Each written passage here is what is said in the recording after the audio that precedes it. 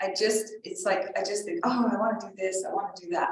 And I knew I wanted to keep this incredibly, is that a good view, Bea? Can you see it pretty well? I wanted to keep this very, very close tonal and, color range. So it went from like basically, gray to brown, except there's a little color right there. And that's kind of how paintings come to me. I'm like, oh, I want to do that.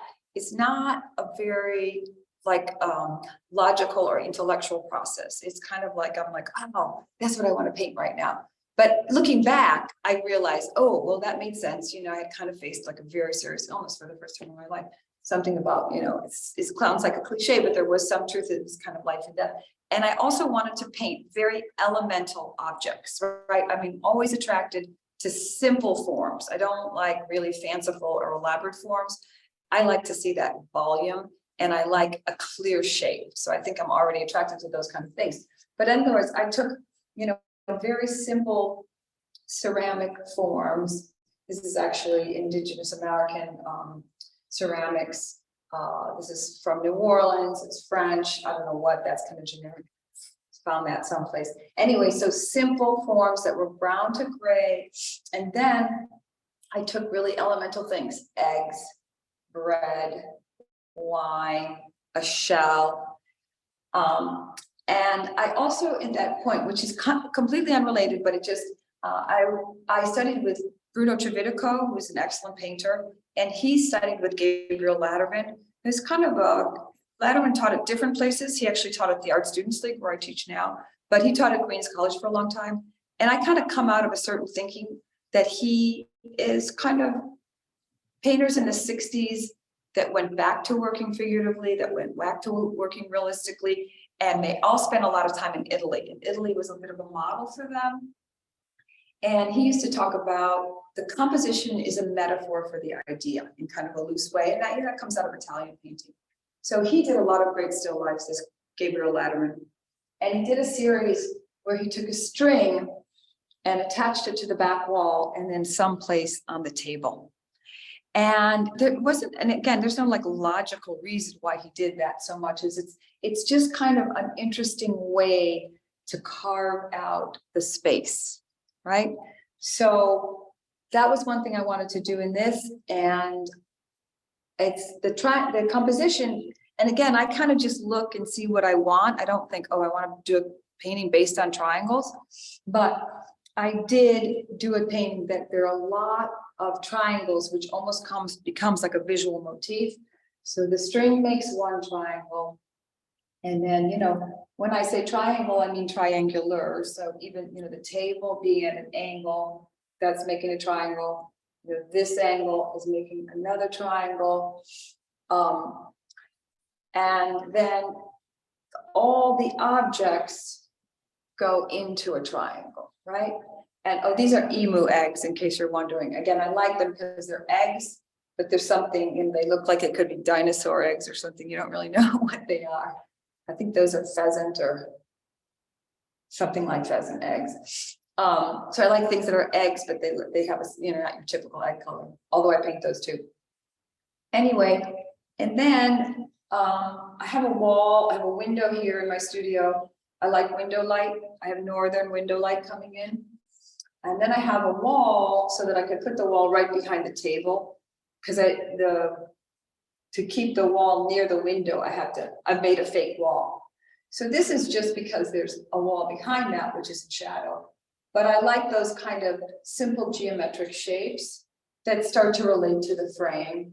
And you don't necessarily have to know, what they are. And I like to think about, as I said, volume and shape, and to what degree you're emphasizing the shape or the volume in different parts of the painting. And then I like to think about how those volumes sit in space and what happens. So in this one, like I said, this makes a triangle, but the bottom edge moves spatially. So can you see my arm, right? So the shell is here, it moves back across the table to that point. The top angle is just sitting straight in space, right? So what happens when you do something like that within a frame is that your brain can't really take that all in, because these two want to read like they're doing the same thing since they are on the flat canvas. And I really love that kind of contradiction within the picture plane. When Chardin does this, and Gary said, well, you're not that influenced by Chardin. I don't paint like Chardin, but Chardin is so good at that. There's a famous one with the beer mug and the open, is it like a tobacco box or something? And he does this where some of the movements, which are almost, doing the same thing flatly, do very different things spatially. And it's just the kind of thing that visually, it's a complicated experience. And I really enjoy that. And I like the kind of tension and contradiction it creates. And, personally, all paintings are flat. They're all just flat shapes. But the magic is then where those flat shapes do become other things, either space or form. And you can't do that uniformly. That has to have a kind of rhythm and meaning that works within the composition. Okay, so and this painting, so like I said, this is doing something very differently than that. And I think visually you start to, the triangular thing. So the table is a triangle, the way the top of the wall is a triangle. And those both things, again, the table is moving in, the wall is like that. But on the flat painting, they're two flat triangular shapes. And I love when, the mind, the eye has to start to make sense of all of that. Although on the other hand, it has a very kind of quiet realism that's very acceptable.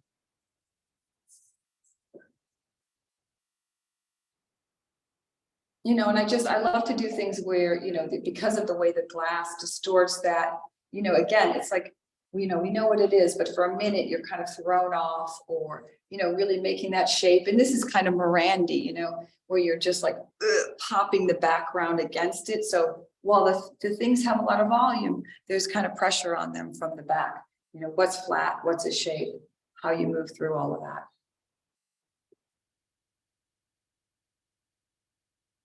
Okay, I think that's enough for that one.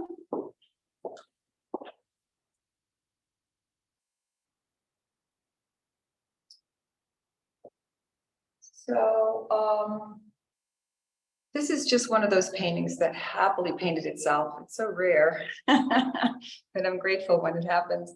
I taught at summer school with, I was a guest artist for Israel Hirschberg's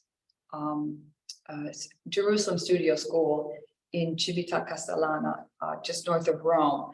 And so I was there for 3 weeks, and I didn't have a really heavy teaching schedule. So I did a lot of landscape painting while I was there, which is kind of what I like to do when I wouldn't set up a still life in a situation like that. I just went out every day, or most days, and would spend the morning painting, or the afternoon. So it's really, and I love to do, and I still do fast paintings outside. The light is so challenging, the color is so challenging. And it's always the best thing for me right after that to do a still life, or, that my still lifes don't get too tight because of that. So it was this really interesting place, filled with history. There was the geography, there was a group there, contemporary to the Etruscans, and because of the geography, there were ravines all around the city. They were able to one of the last holdouts with the Romans. So it's just filled with archaeological objects and history. And I love ancient history. I love Italy, I love Rome, all of that. And then there was a guy there who is a great ceramicist, but he also paints really amazing. He does these amazing fake, any period, all different Greek periods, Etruscan, Roman. And I mean, so much so that he's getting lawsuits because someone tried to sell a huge Etruscan vase as a real one, and they thought he was involved with it, which he wasn't. Anyway, so he was so interesting, and he did these demonstrations, and we watched him take. Oh, whoa! Someone turned the lights out.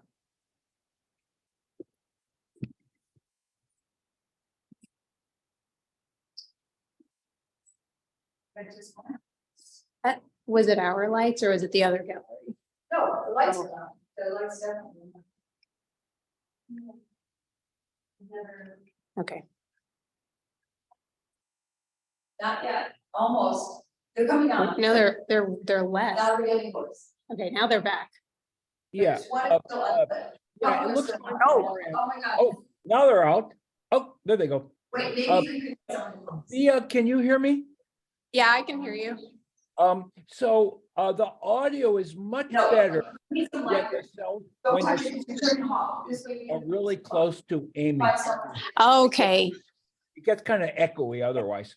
What? he said Sorry. the audio is a lot better when I'm very close to you, so Okay. I'll stick close. All right, I that's guess fine, we'll that's just, I'll fine. just be close to the painting and then. Yeah, yeah, that works. Okay. No, you can look, but it just, you have to listen to me if that's okay. Run through, is that right? We're fine. No, Yeah. you're welcome. Sorry. Anyway, this guy who did this painting, and it was amazing to watch him. He had a one hairbrush that he had created from a whisker from a rabbit that he shot. And he did the folds of antique drapery in these, on the ceramic plates and stuff like that. So anyway, after having this very rich experience, I was, painting in Italy, and someone also gave me this very, very old fabric. And also this was a vase, it's a fake Etruscan vase that I bought from the guy with no painting on it. Anyway, so it was just one of these, happy serendipitous moments where I loved this kind of, old fabric that had the green on one side and the orange on the other. And again, here, when you do like something like that, that's so up and down, that is gonna read like a, checkerboard flat. But then other things on top of it, like the peaches or the cloth with all the form, it's just, you're kind of forced to read it in two ways. So, and this shape comes from having watched the guy do that kind of antique drapery. And then I like to kind of frame things so that it kind of pushes you back in like that. And then because it was such a great experience and it was Italy, I wanted something within that kind of more antique world, something very sensual. And that's where the peaches come in. And so it was just, again, I just wanted to explain that all these different things are, when I go to do a painting, it's not very rational, and you never know exactly how they're going to come together.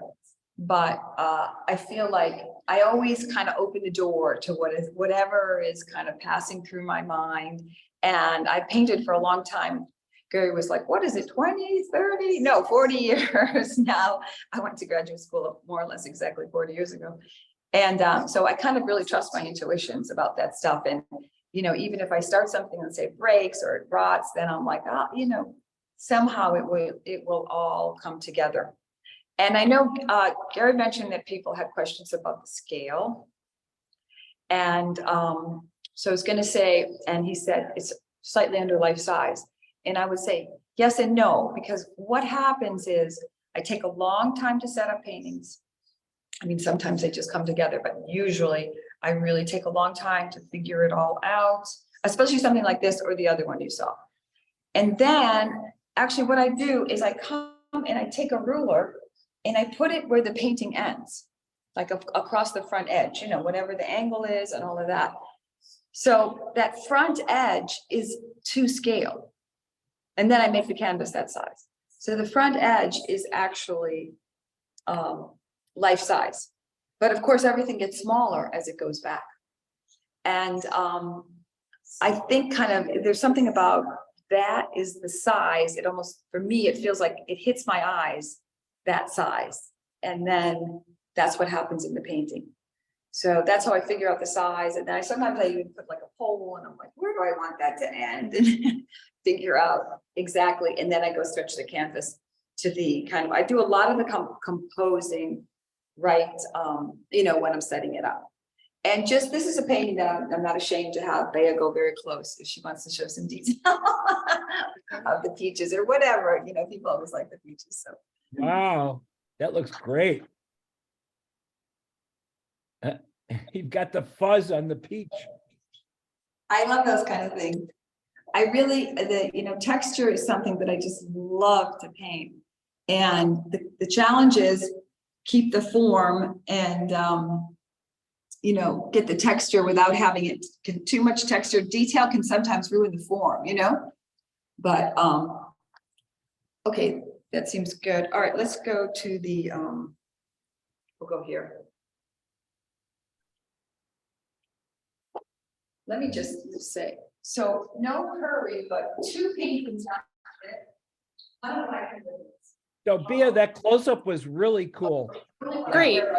Yeah, super- we can do more of those. Yeah, super detail. I love that. Oh, okay. All right. So, some of these are painted in Italy. The first one was America, the last one was Italy. This one is Italy too. So that's where I got this beautiful southern lemons. Anyway, from southern Italy, probably from Sicily, but maybe not, just southern Italy though for sure. So a number of years ago, I did a painting called Scatter Pattern, and it was influenced by, there's a great mosaic in the Vatican Museum in Rome. Maybe some of you know it. It's got different names, but mostly it goes by scraps after a meal.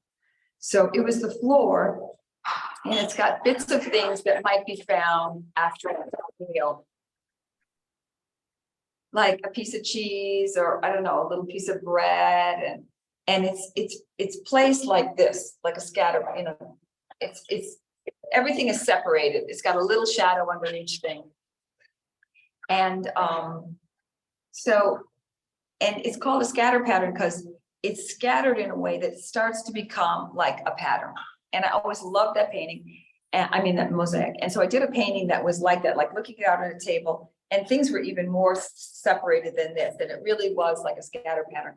And ever since then, you know, every year, every couple of years, I'll do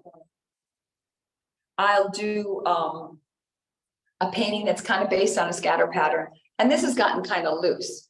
But one of the things I like about it is when you flip the table up like that and separate things out, again, it's not really making it deep space. It almost looks kind of like pop art a bit. I mean, not that my paintings look like pop art, but it's got that kind of, you know, it wants to jump off the canvas. So anyway, that's kind of the thinking here. And, you know, these lemons, I bought them and they were so beautiful. You don't always find lemons that have all that little bit of green on them, which is just so pretty. So I had them in my, you know, whatever kitchen for a long time. I was looking at them and they luckily didn't change too much. And they also just seem so like kind of alive, you know, so I wanted that in the painting, that they're almost kind of, you know, the scatter pattern, but they're kind of moving around. And then this is just the way I'm like, oh, what would look good with those? And I know someone who has an organic vegetable garden not too far from me. And whenever I go there, she's always very nice. She'll just like cut the fruit, cut the vegetables right then for me. So they're really fresh. And so I decided the color on zucchini and these round zucchini balls would be so nice with all of these. So when I went there and she cut them, and then the way she cut them, like the way she left all that stem, it was just, I never saw zucchini like that, certainly in Key Food, where I shop here in New York. So there was something so particular, again, about that flat shape, the round ball within the flat shape, very delicate. And then this, you know, I like to do that kind of stuff, just like when I put the Etruscan vase, kind of frame the painting, it kind of gives it this intensity, like look inside here. And then this was a very immature, I'm good. I'm giving a Zoom talk to Gage Academy. Thank you. Owner of the gallery. Haven't seen him for a while. Anyway, this was an immature lemon that was in with the rest. And I allowed him to get in the painting right in the front. So there's just something kind of fun and almost like joyful and kind of like a game about this, you know, it's got kind of a fun spirit to it. Okay, so now, yeah, go ahead, show them the lemons.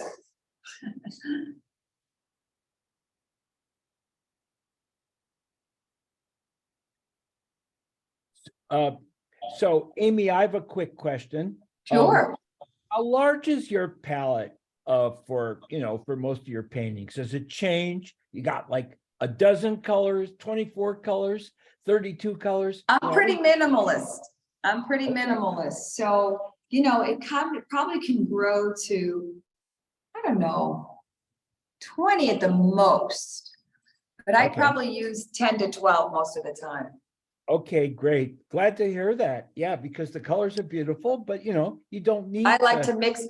I usually spend at least an hour, maybe not the first day. I always block my painting in one day. With bristle brushes. I cover the whole canvas. I never do a part, even if I'm gonna replace something. But then after that, I almost always mix, a lot of mixing with a palette knife for like an hour to get ready to paint. And the longer I paint, the more I mix, like maybe the first day after that, I'll mix up maybe say 5 tones for some things. But I can mix up, especially things, sometimes you paint things with like many different colors. I can mix up, like I can easily mix 30 colors, 40 colors, lots and lots of variations. And then I'm always mixing between those. And that's my fun. I love that kind of subtle color and all the little color changes and keeping the light working and all of that. That's my greatest pleasure. Let's go over to this sheet next. Amy, I have a question. How do you make room on your palette for all those piles of colors and the mixed colors? Wait, you know what? The questions come at the end, and really, Sorry. especially my students need to let this is really for Gage. So you guys can send some things in the chat at the end, but Gage people get precedent. So this was you can always ask me in class. This, and they can. This was the last painting. Oh no, I did one after this, but this was the painting from this summer. And I don't really, this is the kind of thing I was talking about though. See these pairs, you can go close if you want. So sometimes you have things with like, red, gold, green, or, light orange, gold and green. And so to do that, I love to mix. I have like tons and tons of colors. Anyway, if I didn't even hear that question, I would answer it just because I'm talking about the color, but I did. Anyway, so these are and again, I don't get too thematic, especially with my titles, but this one is called Winter Pears and Still Life with Winter Pears and Grapes. Because last summer in Italy, it was so hot and the climate has really changed where I go in Tuscany. It used to be perfect weather, so it would be hot, but it was very dry heat. And it was very predictable when it would start and when it would end. And it always cooled off in the nights, it never was this kind of oppressive heat that didn't go away. And instead the last couple summers, it's not like that. And particularly last summer, it was so bad that there was hardly any fruit to paint because it just, things were dying and rotting before they could mature. So these are winter pears. And I have a friend who has an orchard. And I was looking around for trying to find something to paint. And I said, well, do you mind if I take those pears? Because they're starting to rot. And he goes, no, they're winter pears. They're going to be completely rotten by the time they're supposed to be ripe. So anyway, the whole thing is winter pears should not be looking like this, especially rotting while there are grapes out. And again, not that anyone has to know that about the painting, but it was just, I love being there and I had a great summer, but it was sad for me that we really are feeling the effects of the warming climate. And then I think maybe that was part of what made me make this kind of, for me, it's a pretty chaotic, the space is not even, can't really quite read it. It's less legible than even say the peaches or something like that. And again, there too, I have window light coming in. It's southern there, which I kind of like, but I have a carpenter built a special thing hanging over the window so that I can, the light doesn't beam in because I can't paint with that. And then I have a wall behind it, but this was the wall, I put it in the middle, and this is really just terracotta floor in shadow. And this is just something I've had forever. I got it at a flea market many years ago. But the kind of harshness of this is, I think, is because of it, just such a chaotic summer. And then the other thing is, I've been going to this place for, oh my God, I think 35 years now, where I paint in the summer. And Might say something.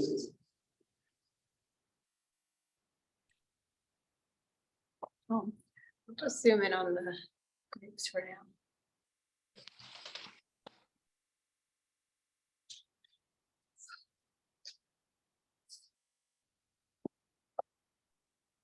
Hi, Amy. This is Faith's dad.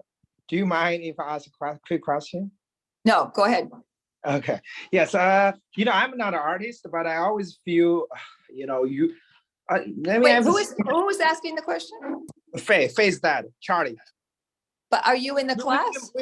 yeah, we met a few times No, no, yeah. you cannot ask questions now. This is for a No? special, no, this is for a special school in Seattle. So Oh, my sorry. students cannot ask questions. Okay. You can okay, I'm ask me sorry. later. Sorry. All right. Yeah, another time. This is a special lecture for Gage Academy, and I was able to invite my students in, whoever would like to look, but yeah. Anyway, or if they don't ask questions at the end, you can. Oh, so anyways, I was saying, been going to this place for many years, and it's Siena, it's right near Siena, and I have also been very influenced by Sienese painting. And the thing that I love about Sienese painting was, well, I love Sienese painting, but saying that Sienese painting at a certain point helped me realize that there are no rules, because everyone loves Sienese painting, but it couldn't be more different than the way people paint today, with, it's kind of flat little shapes and kind of jewel-like color. And I don't know, it just at a certain point, I realized I loved Sienese painting.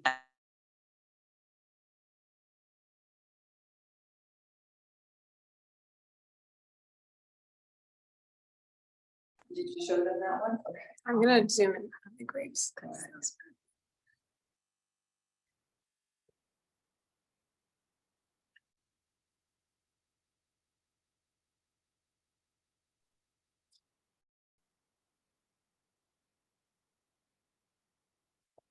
Right.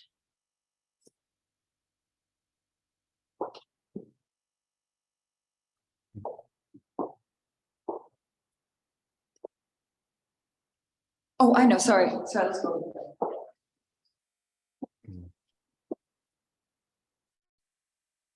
So this is probably the only other painting here that kind of painted itself.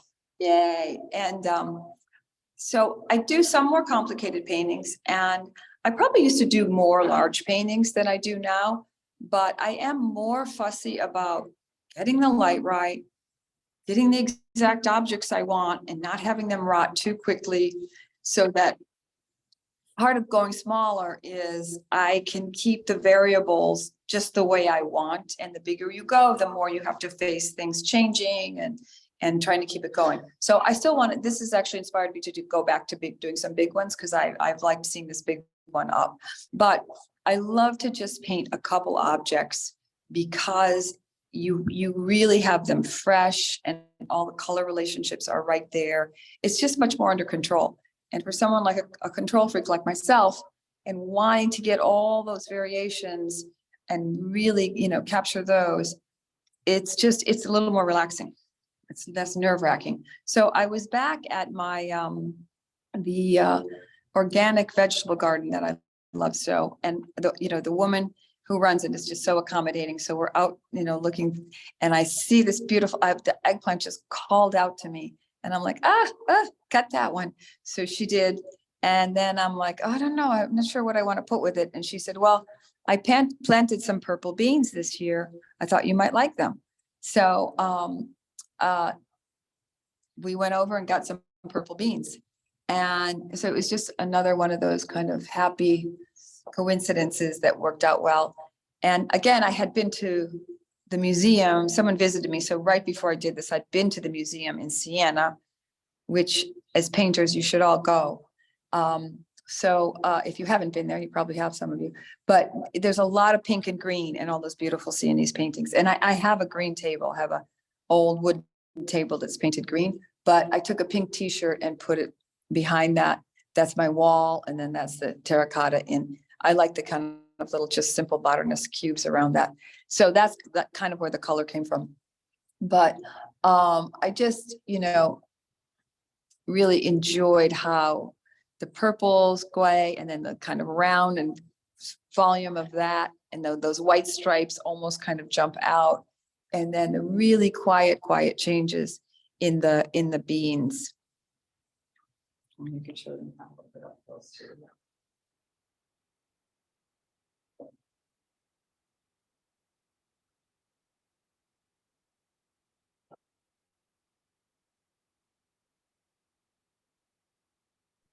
Yeah, these close-ups are great. Yeah, all the subtlety that it's hard to see from a distance. Yeah. But how many days on a painting like this, Amy? Because you gotta do it before the vegetables rot, obviously. I know. I don't know how I managed to do this one without, because I think the beans were so perfect when I set them down. I didn't want to try to get new ones, So I think I get a lot of information down the first day, like I said. And then this one I tried to paint so fast. So like I probably, worked on everything, but I got like, this was gonna go. I knew this, I could get enough information to keep working on that part of that. So, I think I did that one, but it's unusual. I probably got the heart of it done in 2 weeks. And then I would keep futzing with it, like the table and the background and the shadow and, little things. So, in the end, something like that, still like from getting it and setting it up, it's like a 3-week painting. And, the bigger they are, the bigger ones take so much time, much more time. Since I looked at those, we can look at these 3. So these are just more of where I like to just paint one or a couple objects. And actually, they're one of my favorite ones, and all the painters love it. Someone bought it and they lived in Italy, so it's gone. And it's kind of the scatter pattern idea, but if you look online, if you want to, it's plums spread out, and they're these kind of plums that I love to paint. So, but that's okay. So that went away. So this is just this, these tomatoes that people grow now and in Italy and stuff like that. They're just, all that, those forms kind of being pressed together. I love to paint that kind of stuff. It's just so fun. And it was fun to just concentrate on that, whereas if I put it in a bigger painting, I wouldn't have had the time to just really look at that and get all those, make that form and all those weird kind of different colors happening on top of it. And then same kind of thing. I found these persimmons. This I did in New York, that were just really nice color and fun to look at. So just painted those. And you changed the color of your table. Well, that's in New York. Okay. So yeah, I love my green table in Italy. I don't always use it, but I use it a lot. And in New York, I got all different kinds of things. Yeah. And then this one here, I'll switch places. I live near, well, anyway, there's a plant store and that has a lot of succulents, and over my lifetime, I love succulents because it's that dusty gray green that I love too. So this one, there were 2 smushed in one bowl, like kind of a 2-headed thing. And it was just fun to put one in shade and have one in the light. And I actually found this table when I went to get my first vaccine. I was away in a different part of Brooklyn, but I saw this great kind of pink coral table. I dragged it back on the subway. So that, again, is just about that dusty green, and I have a little red ceramic thing that's nice. And the red and the green and the gray. And then the kind of simple shapes around that, but then spending the time to really carve out all those, kind of curling, twisting, succulent leaves.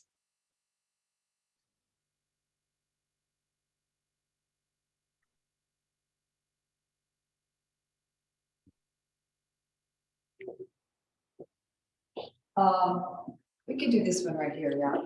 So here's another one that I did while I was in Italy, and the person that I said did all those interesting ceramics. So I had him do some of these simple Etruscan drinking vessels. That's one of his. I got that from him. And then this is something I bought at the flea market in Rome years and years ago. And I can never paint it enough. It's one of my favorite things to paint. And I just wanted to do a composition. Sometimes I like to do things where it's very off balance so that everything is like, you're not supposed to, like everything is scrunched to one side. And then there's all this empty space, like kind of balancing it off. And just, I just like the two black faces and these weird tomatoes. And then also just to kind of be extreme with the, this like the opposite in terms of that first painting. I'm like, I want to do something with really close value range. And this, like, can I make a white eggplant work with black vases, and this intense red. So you have, all these clashing kind of interests, let's say, or just kind of, just to be able to control the color enough to make things work with that kind of huge value range and also chromatic range, from the gray to the red. Amy, could you talk about edges at all? If it's something you think about a lot and you make sure you have a variety, or because I'm looking at some pretty soft edges on that tomato at the top of the composition. Yeah, I mean, I try, I'll let there be hard edges in some places, a lot of it has to do with the texture or where something is in the painting. But then I really try to push some things down, like you could say that this, or like up in there, or these guys. And one thing I say is I always paint wet into wet. So no, because you can't work, if you go in this kind of detail, you are not working on the whole painting all the time, right? So no matter what I paint, I always go back and paint I never will paint an object without working on what's around it. So that's part of the reason it takes so long, because you're constantly having to redo little bits here and there. And because I just find if you try to paint something without keeping a wet edge around it, it just flattens out too much. You never get that kind of, it's an arbitrary edge, right? You never feel like the form is turning behind it. So I do think about it, and I don't think it's my strong point, but I do think about it a lot, and I really I try to keep some variety. Like if you look at this thing, like I really wanted this edge to be very different from that edge, and this is the kind of thing that I suffer, because to keep that soft enough is just not pop and not it's tricky. So I try to think about it, Gary. I mean, I do think about it a lot. I'm not always successful. Let's put it that way. No, the wet and wet thing's really interesting. And you've spent a lot of time in museums like I have, and the older painters were really conscious of edges. I mean, oh yeah, for sure. You look up these paintings close up, and they're always thinking about the edges, a variety of edges, blurring the edges, sharpening the edges, going right back to the Dutch, in the Golden Age. So, yeah, I think it's always been an important issue for realist painters, definitely. Absolutely. And two things on that. One, I mean, Vermeer's edges, talking about Dutch Golden Age, no one's as good as he is. I mean, the way he can get so crisp and detailed in one moment and then completely the softest edge in the world. I mean, it's not like a lot of Italians, they're kind of swashbuckling. So there are a lot of looser edges, but he goes from crisp to so wet and soft. And I don't know, it's part of, I think, it just shows what a master he was. And the other thing I was going to say is another thing that does, I think, help my edges is I actually scrape a lot. So often, like if I'm painting that tomato, I don't leave what I have. At the end of the day, I get rid of everything I have. And I feel like my palette knife is just like a brush, and in that I'm not, I don't just go in and attack it mindlessly. You know what I mean? I have a way of scraping that I leave almost all the information there, but you get rid of the edges. You keep the edges, you have a lot more, you keep the edges more open, let's put it that way. So I wouldn't be able to do that without my, without also doing a lot of scraping. Cool. Yeah, very useful idea about technique. Yeah, I mean, here's a good example. Here's this. This was another one. I had COVID, but I was getting over it, but I wanted to paint so badly. So I snuck out of the house to another plant store. And again, I love purple and green. This is a different kind of purple and green. Purple and green, pink and green. But I was just so attracted to this plant. But you can kind of see, like, especially down back in here, like some of the leaves that are underneath, I left the scraping on them, which I used to not do so much. But that dark green is such a hard color. I found that when I scraped it, there was like more air in it, like here and here. And so I just, and Gary, you asked me if I use a really, really fine linen, but you can see it's not super fine. It's kind of medium. And I kind of like that, getting a little texture when you scrape it. So this was just fun, you know, I mean, there again, the pink and the green, they're so different. So to try to get both of those colors to work and, you know, keep the light going. It was just a lot of fun to try. And then also taking a bird's eye view. So it's a little confusing, you know, looking down that pink bowl, like looking down on it. You know, it was a fun thing. And that plant was moving around a lot. You know, these plants are not still, you know, they're like going towards the light, they're turning, they're growing. So I had to make a lot of changes, you know, just kind of make some choices and try to go with, you know, some things changed, some things didn't. But we're not seeing a lot of flowers. No, I have painted flowers in my life. I haven't painted them for a while.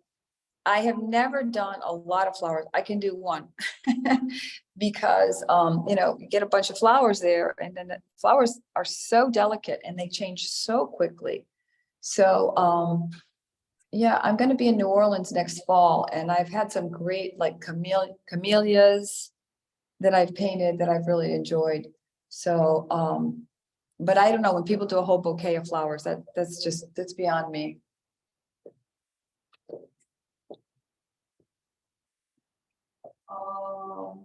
Let's see, I did not see everything, but let's do some faster things, just talking about composition. Oh, here, this is the one that got the announcements.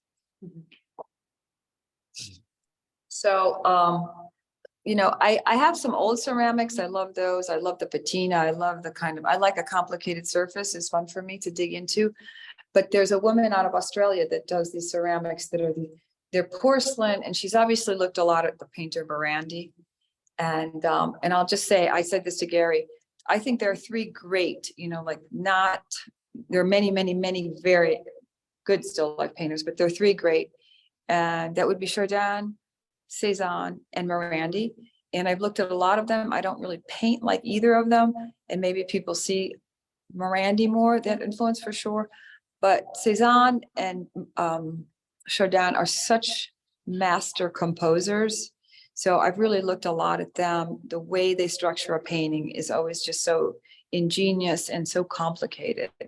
So I really have been influenced by them. Anyway, this woman is clearly influenced by Morandi in the shapes and colors that she used. So the other, like that little red cup under the succulents, and then that pink kind of open bowl in the last plant painting. And then this are all by her.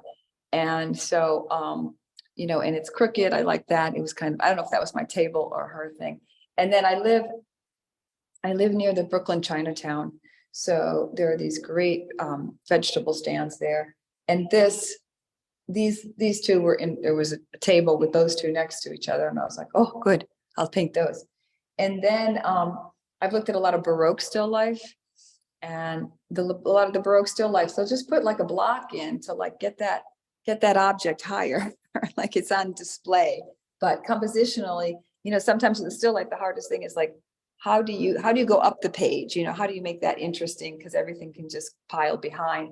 You know, Cezanne did that, right? He put like a basket with a brick under it. You can see the brick, or he's got cookies. He put some cloth under it, so they're kind of sticking up, just to give you more to look at. So I kind of put it like, you know, it's a Baroque. I stole it from the Baroque paintings, but it kind of looks like the market stuff too, because they've got everything displayed. And, you know, this was just for me. I love the color, you know, that these squash things, it's just such remarkable color. And I love an object like this where the outside is very dull. It's like a dull color. And then you cut it and you see that, you know, kind of electric color inside. And, you know, this is the kind of thing where I really enjoy, like, you know, it moves spatially, but it so wants to kind of turn into a flat shape too, because it's so bright. And then this is the opposite where, you know, that kind of contrast, so dark and so like the same object. Again, they want to turn into shapes, but I like to try to get enough detail and, subject them to the light enough that you get enough form. And then obviously this, you kind of like things are moving around, and then the shell and the egg kind of pulls you back around like that. Keeps your eye moving. Amy, could you, just in terms of technique, could you talk a little bit about gradation?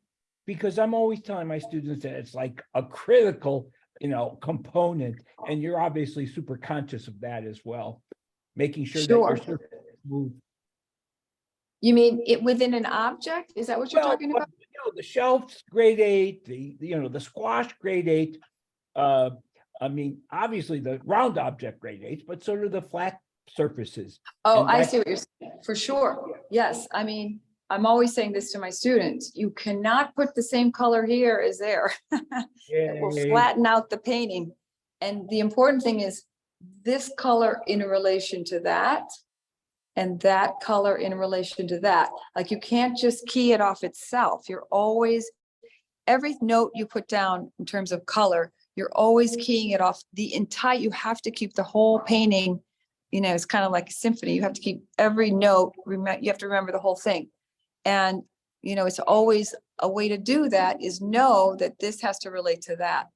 And this, and then absolutely what Gary said, like one of the reasons this does go back like that is because this is a much different color than that, more so than you would know looking at this. And same with the green. This green may not look like it changes, or the white may not look like it changes a lot. But here again, this is very different from that. And this is very different from that. Yeah. All of those things are so important. Or here's the shell. This edge is very different from that edge. And you have to be very, very careful about, what that range is, what's the highest note, what are the middle notes. It's, yeah, it's a lot of subtle color changes. Yeah, subtle. I really think that's the key, because it's not obvious, but if you don't put it in, everything does, things really flatten out. It's a Things huge- flatten out and they get simple. They're not that interesting to look at. Right. Yeah. But I do, some people keep the gradations more obvious. I keep them, they're all, you don't see them necessarily. Okay, just quickly, okay, this one. And sometimes I just like to do something different, very different compositionally. So again, back to my Chinese markets. I just want to watch the time, like 5 more minutes, maybe. The Chinese markets, every time I would go there, there would be one section that had only things that were kind of pale green and this kind of white to yellow. And it would make me crazy because it was so beautiful. I loved it. So I was like, I got to do a painting like that. And this was one where it was very hard for me to keep everything fresh and light.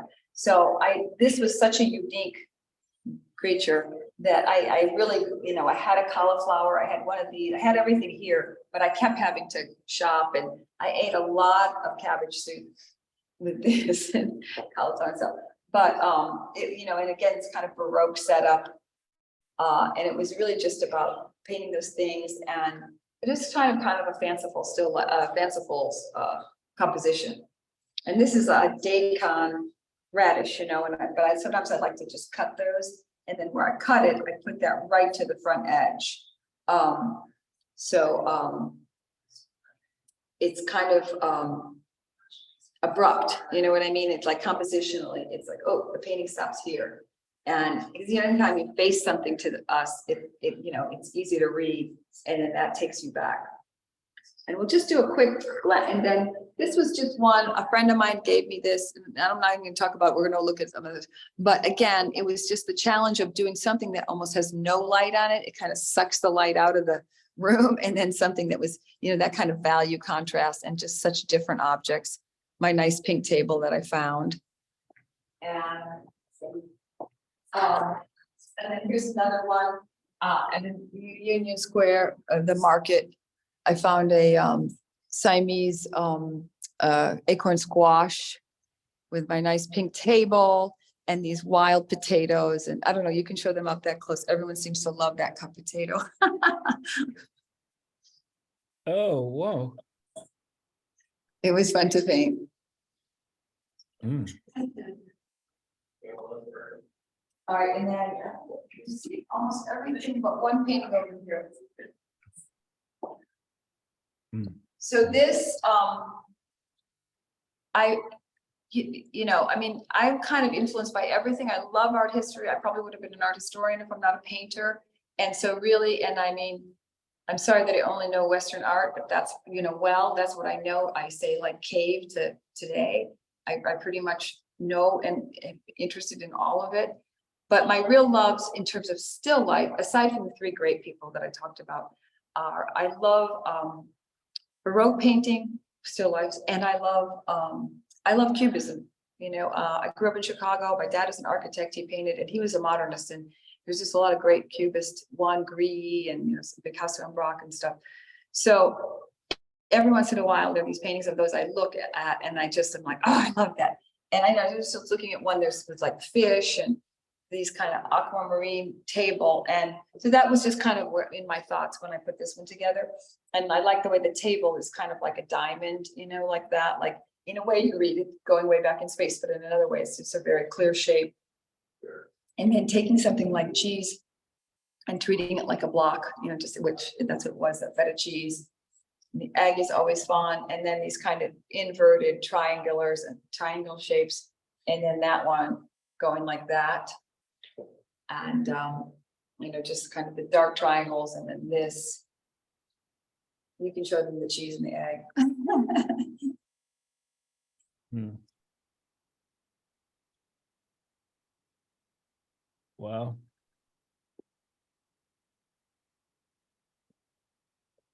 So I think that's about it. I think we've seen all the paintings, and I want to apologize to my students because, you know what, I wasn't there last week, and I told Bay to write them. I never explained to you that I knew you knew it was maybe for another school, but I never explained the question thing. So I apologize for that being confusing, and that you tried to ask me a question is fine. You know, the two people that did it, it's just, I forgot to tell you the situation. So now let's open it up to people from Gage. They can write in the chat. And if there's not enough questions there, we can, you know, and my students, please feel free. And anything I don't answer here, you can ask me in class.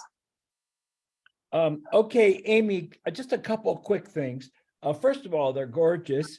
And I love the fact that, you know, so many of them have like a limited palette, like that one you just showed us, you know, where you really stick to a particular color theme, an opposition between, say, purple, between the violet and the green, and so on. Just technically, I also love mixing color. It's one of my favorite things to do. And you got to do it with a palette knife. Forget about doing it with a brush.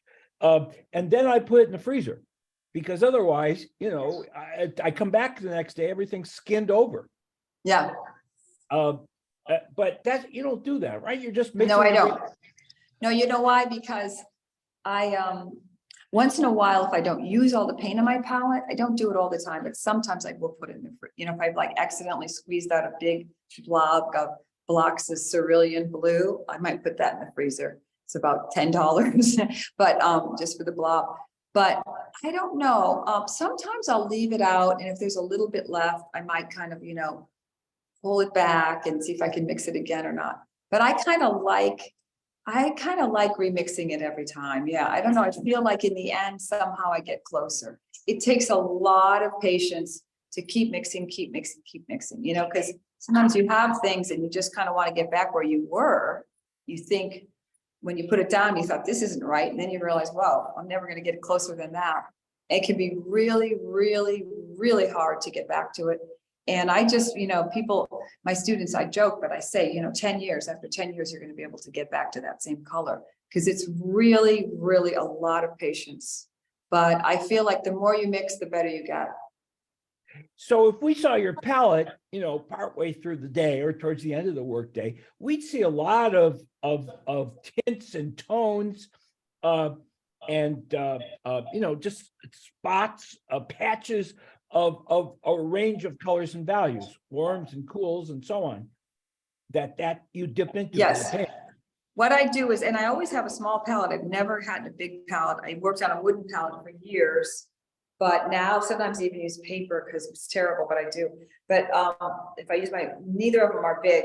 So I have my color around the edges, and then I in one spot, I do a lot of mixing. Then I take a blob, I put it there. So across the top is often lines of different colors that I've mixed. And then from each of those lines, there'll be these like things I've mixed with a brush, but like many more even than I mix with a palette. There'll just be all these little things, all these little colors, just mixed for 1 minute and then put on, and I always say you never know until you put it on the painting what it looks like.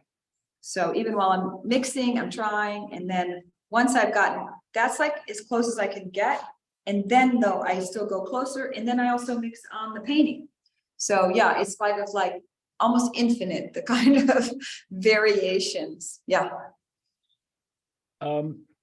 Okay, and you were also commenting when we talked earlier about how you switch brush textures partway through the picture in terms of using both, you use a combination of bristle brushes and soft hair brushes. Right. I always, if I mean, I wouldn't want, my sables would just be chewed up if I started with them, and it's not really what I want. Everything is, so I really enjoy the kind of looseness and sloppiness of bristle brushes especially for the first day. And then I scrape that all off. And then I might do another day of bristle brushes, could keep just kind of like hone things down a little more. Then I go into sables, and it just depends on what I'm painting. If it's got a lot of detail, then, I use pretty small brushes. But then sometimes I'll come back with bristles, a lot of times for the table, or if there are any big areas, or sometimes in the morning, like when I'm starting to paint like that black vase and things like that. Sometimes I'll put the paint, I'll just throw some bits of paint on with the bristle brush, and then I'll kind of work at it, with the sables. I love sable brushes, though. They're very, very fun.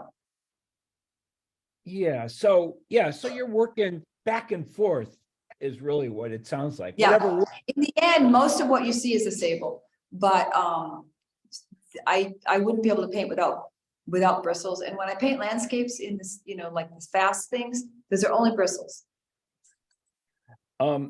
So let's read some of the comments, and please put any of your other questions into the chat. So here's just a comment, Amy, but I think this is so right on. I was going to say the same thing, which is it's exciting to see Amy's traditional painting style used with such modernist compositions. Bravo. Oh, thank you very much. That means a lot to me. Yeah. So in other words, and maybe, Amy, I don't know about you, but I'm always shocked that some of my students know as little as they do about art history. So I'm always pushing them, because I'm telling them no professional artist of any standing isn't up on their major movements and artists. That's just it's part of what you need to know as a professional. So could you just comment a little bit for those of people who are listening to us who are not as familiar with art history, what it is about your paintings that would make it obvious that they're painted in the 21st century and not, in the 18th or the 17th century? Well, I think one thing is the color, because I really come out of like New York, like Leonard Anderson, these people I mentioned before. It's not a value-based palette at all. They're not dark. They're not that dark. They're kind of middle tone, and there's enough light and shadow. They're dark enough that you can make light and shadow, but there's a lot of color in the shadows. And that's more really people looking at Albers, but then kind of painting realistically, painting from observation, let's put it that way.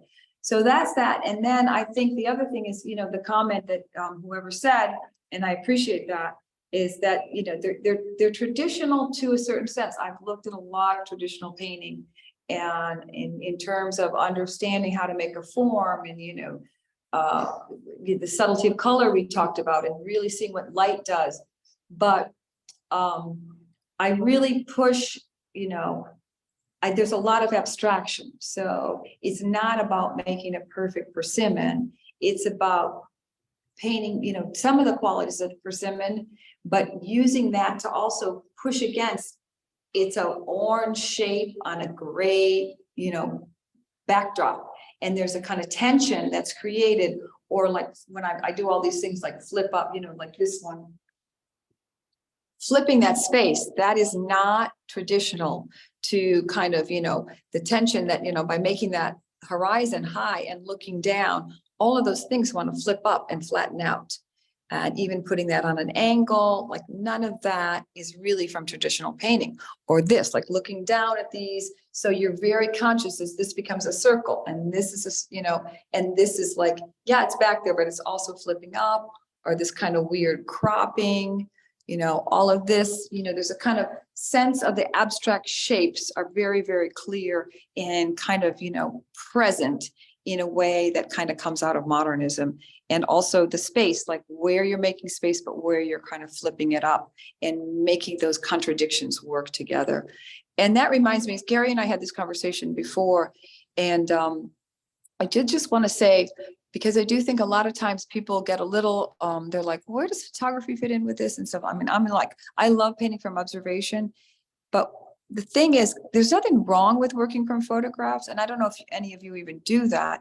The thing is, I don't think it's a good way, like the reason why I wanted to bring in like some of my life experiences and moving around, out in the country and getting the stuff is when you look at something and then you make it get onto the canvas. It's a very complicated process.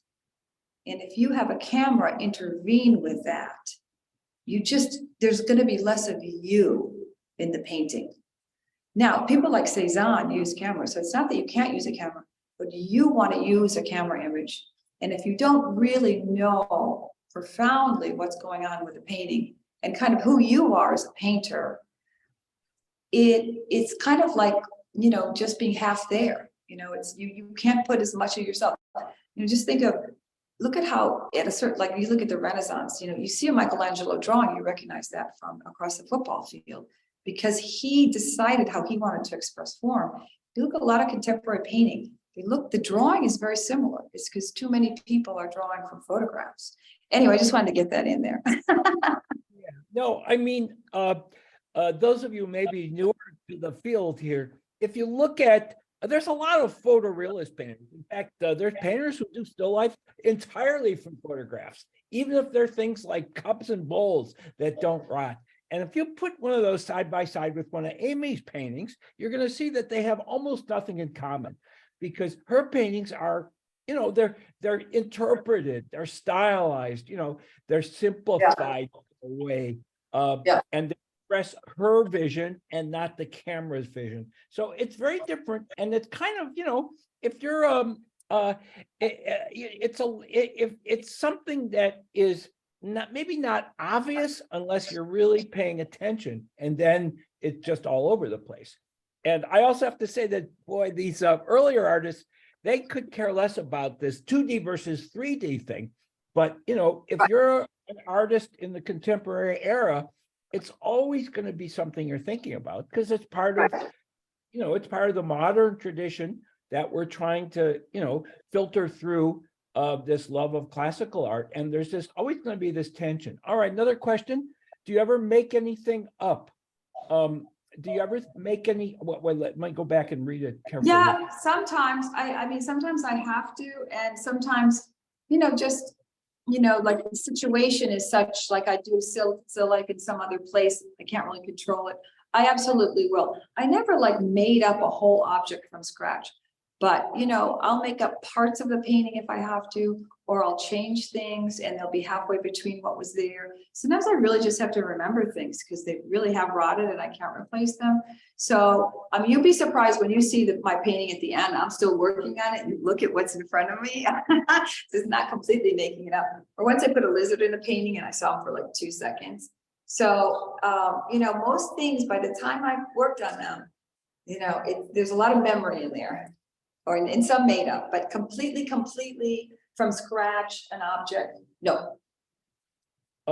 Okay, I love your edges. I was happy to hear your method is wet on wet. I struggle with returning to a painting and reworking an object and then blending the edges as well as you do.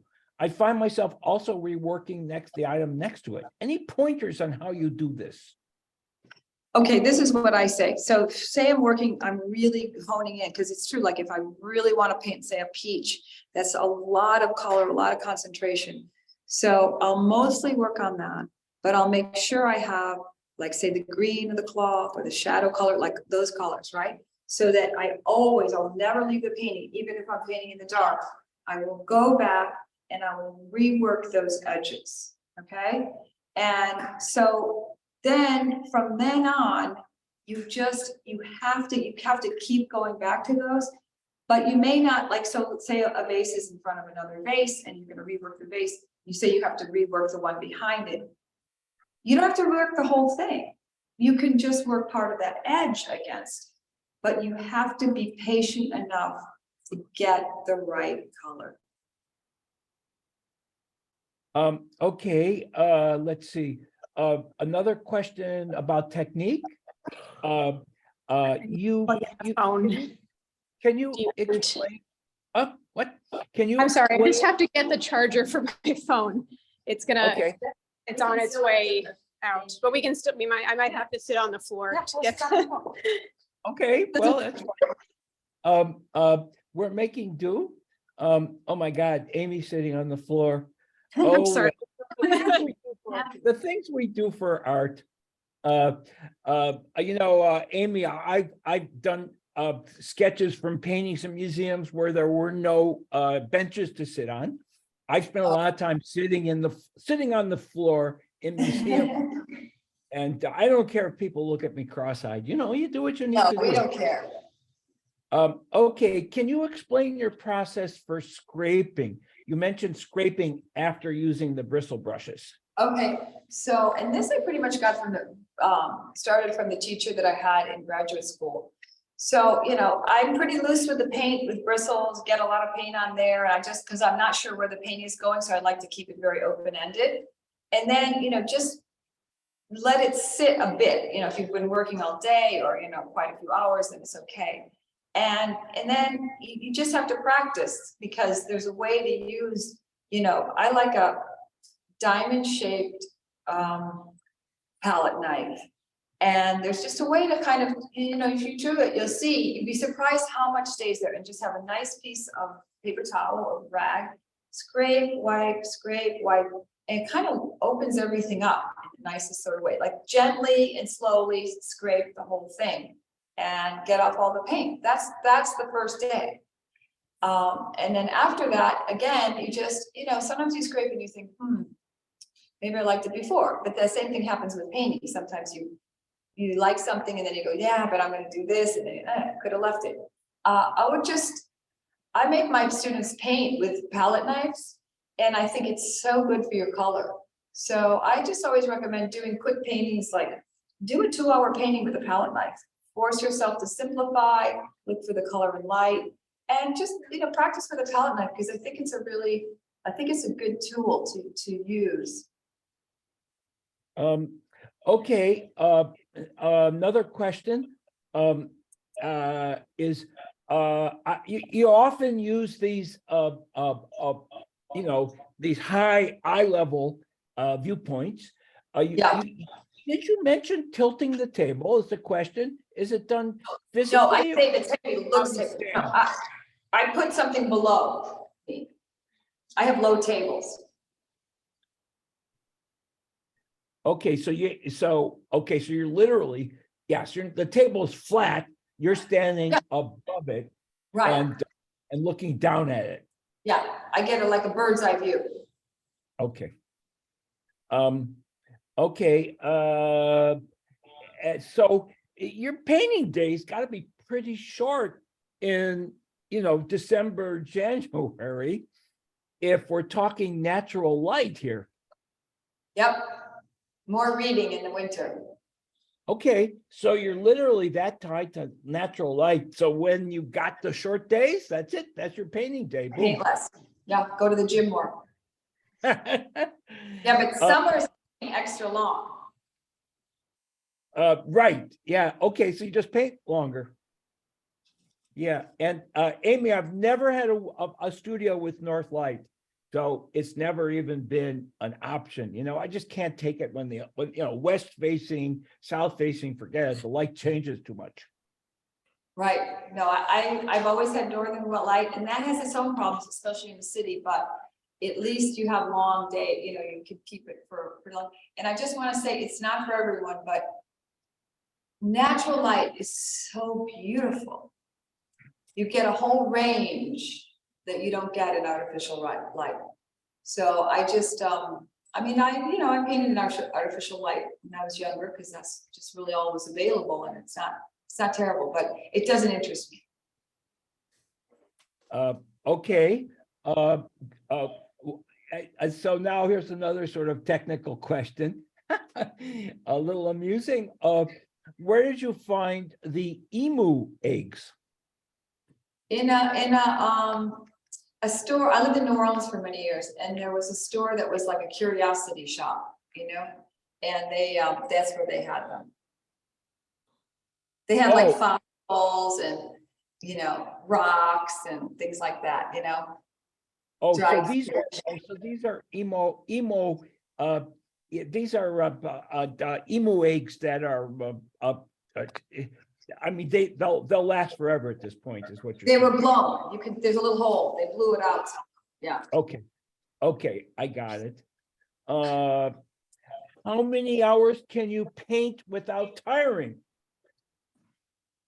Well, I'm not what I used to be, but I used to be able to paint many hours as long as I had the light. I mean, I was just actually a very dear friend of mine who went to graduate school with me, but was much older than me. She died recently, and I was recounting. We used to go, there was a group of women for 5 summers. We rented a farmhouse in Italy together and painted. Our first painting was at 7. We switched around 10 to a second morning painting. And then we took a swim, ate, had lunch, and we'd go back out from 4 to 8. So, and that's landscape, which is rough. So I used to easily do 8 hours.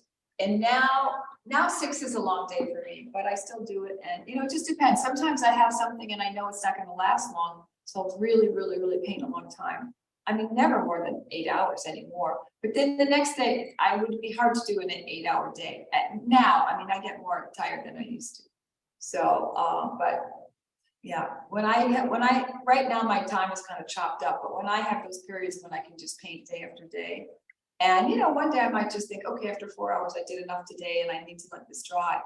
But nothing makes me happier than you can really do something day after day and really kind of sink into that. Now, Amy, this is just a comment from me. I divide painters into 2 categories, prospectors and cultivators. And prospectors, they're always they're trying to find the mother lode over the next mountain, right? So they'll sort of change styles or subject matter radically. Picasso sort of falls into that category. Yeah, sure. No, I'm the other. Cultivators, somebody like Philip Pearlstein, has basically been doing, and he's very, I see him as sort of a lot of affinities to your work in terms of both the classical and the modernist, and things cut off, and the odd points of view, and treating the models kind of like still life objects. People don't know about them up. But I consider him definitely a cultivator, and I would put you in that category. And the challenge for cultivators, which I think you are meeting, spectacularly well, is how do you not repeat yourself if you're got a narrow. And I see this particular show, for example. I mean, there is a lot of variety within the confines of what you have chosen for your style. So you're not repeating yourself, but on the other hand, there are all these Amy Weiskopf still life studies that are very characteristic of you. You recognize them from across the gymnasium, like a Michelangelo drawing, but there's a lot of variety, Yeah. compositionally. That is the challenge, and that's one of the things that, if not the thing that makes painting harder as one gets older. Some things get easier, but to stay fresh, to find things that excite you to paint and keep that level of, you are who you are, but you can't repeat yourself. The moment you repeat yourself, it's boring for me. It's going to be boring for anyone that looks at it. So I find that very, very challenging. And there are all sorts of ways one has to do that, but a lot is look at a lot of painting. And as my brother said, because of your job, you have to go and live in beautiful places. I switch between the United States and Italy, but I'm always looking for, I think Matisse said that, I understand, he wasn't a cultivator, he was the other side. But he said artists need to refresh their eyes. And, he said that about his trip to Morocco. And so one is always having to look for new things that are exciting for me. And, even like there are these plums I love to paint. I only do it like every 3 or 4, maybe 5 years, because I don't want to repeat myself. So they come out, different enough, but you have to, being an artist, you have to worry about your whole being. And that's why I think you need to read things and go to shows and go to museums and visit different places. And, whatever you take in comes out. And, again, for the, the students in the room, I find that one of the big challenges too. And the thing is that once you're in the mindset of producing a product, then you're shifted into a whole other category of being a painter, right? You're doing stuff because you knew it did well in the last show, rather than being driven by your own passion, which is what Amy's talking about. And I don't know, maybe that's the key difference, right? Are you doing it for the marketplace, or are you doing it for yourself? And we can't ignore the marketplace, but still, if it gets to the point where it's widgets, it's just, you're in another category. Yeah. Okay, we're going to take one more question, and then I've got a funny story for you, Amy. Everybody else might as well. From listening to you, it seems you're primarily driven by color first in choosing a still life. Would you agree?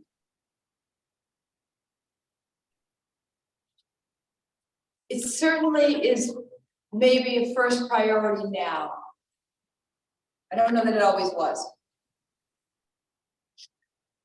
Okay, so so when you're choosing subject matter, you're thinking, I love, like you said, the green of these cabbages, for example, at the Chinese market. Yeah. Or the purple of those beans, which, by the way, I thought were spectacular. Although my favorite still life, Amy, was the one with the orange squash and the white squash. And That's a new one, yeah.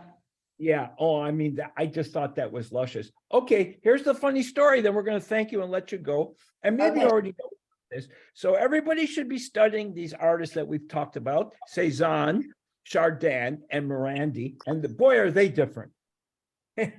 But they are all, sort of like, they are the landmarks of still life art. And Morandi's work evolved, although he was a cultivator. He worked with the same damn objects for 40 or 50 years, and they just got more and more beat up and dustier. But he just kept changing the way he painted them, the way he thought about them, the way he used space changed radically over time. But it's very, it evolves. Anyway, as towards the end of his career, the objects start to get a little more, I don't know, the straight lines are a little wonky. They get more and more wonky, but it was part of his painting program. But so some ceramic artist, I was at an art fair, and there was a whole shelf of ceramics that he did to imitate the objects in the late Morandi paintings, except they were literally realized in ceramics. So they had the wavy edges and, the funky lines he painted over them. And then he did a copy of the painting that the objects were based on. that he hung next to the objects. So it was very meta. That's really, yeah, that's great. That's funny. And he did a great job. Now, I don't know, you want to paint those in a still life? I think that would be too meta to then paint them in an Amy Weiskopf still life. I don't think that's the way to do homage to Morandi. Okay, anyway, so this has been really great. And I Yeah. have to say that Amy is not, she's not like a tech head. So when I explained to her how we were doing this, and we have a gyroscopic mount for the iPhone and Zoom and so on, it took a little persuasion, gentle persuasion to get that this would be a great way of compressing the space so that transcontinentally we could do something Yeah. that would. No, I'm so glad we did it. I'm so glad we did, Garrett. So nice, yeah. Yep. We compressed the space and we got to spend time with a spectacular still life painter in a really intimate way, seeing her latest show. All right, Amy, thank you so much. And I do have a Okay, thank you all for coming. I saw you. Thank you. on Zoom is that I didn't get to see any of you. And again, I so apologize to my students, anyone that came, thank you so much. Please tell me when you see me that you came and any questions you can ask. But also at Gage, thank you so much. I wish I could see you all to wave to, but I really. Thank you, Gary. Okay. Yeah, Oh my God, my wonderful. student in Portugal is just joining us. I think she missed the whole thing. Oh, well. But we got the tape. Okay, talk to you soon. Bye-bye. Thank Okay, you. thank you, Gary.